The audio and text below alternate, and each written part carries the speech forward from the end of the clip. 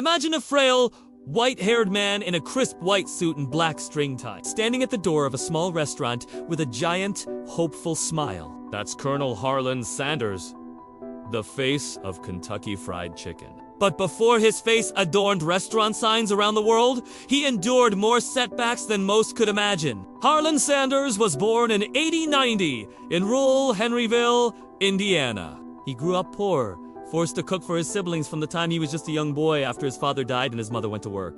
He had to grow up fast, making meals in their small farmhouse and keeping the household running. School didn't work out for Harland. He dropped out in the 7th grade, preferring to work instead. By 16, he'd already bounced from job to job. Streetcar conductor, army mill tender, railroad fireman, and insurance salesman. Every time Sanders thought he'd found stability, something went wrong. He was fired, laid off, or ended up at odds with his bosses. But through all the job hopping, Sanders always found comfort in one thing: cooking. Whenever he had the chance, he'd cook for friends and co-workers. Even in his hardest moments, good food brought people together. In his 40s, Sanders took over a small service station in Corbin, Kentucky. Gasoline sales kept his family fed, but Sanders noticed something else. Tired travelers stopping in, hungry for food but unable to find much. In rural Kentucky. So, right there in the gas station, he set up a small dining area, frying chicken in a cast-iron skillet and serving up hearty southern fare with all the fixings. People loved it. Word spread about his special chicken. And soon, hungry motorists were going out of their way for Colonel Sanders' fried meals. He even earned the honorary title Colonel from the governor of Kentucky in recognition for his contribution to Kentucky cuisine. For a while, life looked up. Sanders moved his successful restaurant to a bigger building across the road. But then, disaster struck. The construction of a new interstate highway rerouted traffic away from Corbin, and customers vanished almost overnight. Sanders, now in his 60s, was nearly broke again. For most, that would have been the end.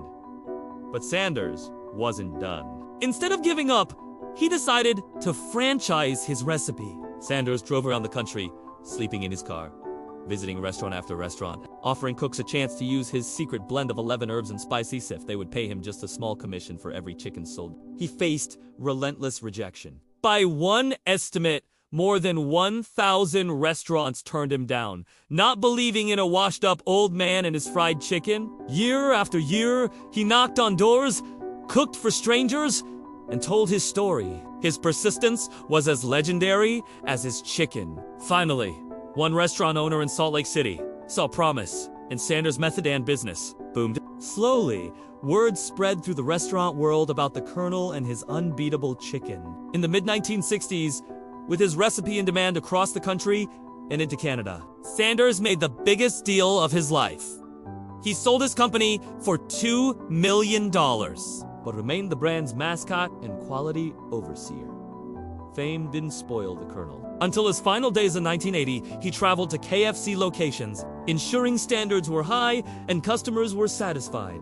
He insisted on quality and fielded complaints from anyone who didn't get chicken exactly the way he liked it. Today, it's almost impossible to think of fried chicken without picturing Colonel Sanders' white suit, smiling face, and goatee. His story proves that success can come at any age, and that even a lifetime of setbacks can end in triumph if you never give up. Just imagine next time you see the Colonel's face on a KFC box. Remember, the man behind it wasn't a slick businessman from an ad agency, but a real American who built his legacy one meal, one handshake, one never quit moment at a time. His journey reminds us that it's never too late to chase a dream. And that perseverance, and maybe a secret recipe, can change your life.